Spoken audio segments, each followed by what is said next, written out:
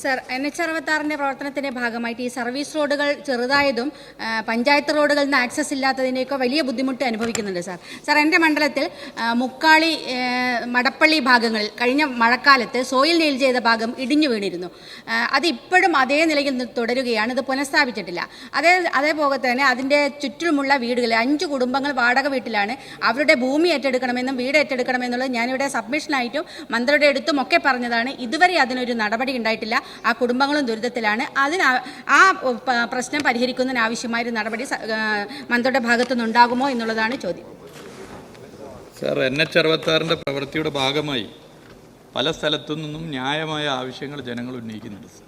ബഹുമാനപ്പെട്ട MLA മാർ, പ്രതിപക്ഷ നേതാവ് ഉൾപ്പെടെ ഇവിടെ സബ്മിഷൻ കൊണ്ടുവന്നു. ഉപനേതാവ് ശ്രദ്ധപ്പെടുത്തി. ഭരണകക്ഷിയിലെയും പ്രതിപക്ഷത്തെയും പ്രധാനപ്പെട്ട ലീഡർഷിപ്പിലുള്ളവർ MLA മാരൊക്കെ തന്നെ ശ്രദ്ധപ്പെടുത്തിയിട്ടുണ്ട്.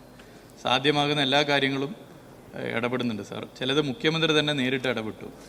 ഈ പറയുന്ന വടകര അംഗം ഇവിടെ ചൂണ്ടിക്കാട്ടിയ വടകര നിയോജക മണ്ഡലത്തിലെ തന്നെ ചില പ്രശ്നങ്ങൾ അങ്ങനെ ഇടപെട്ട് പരിഹരിച്ചിട്ടുണ്ട്.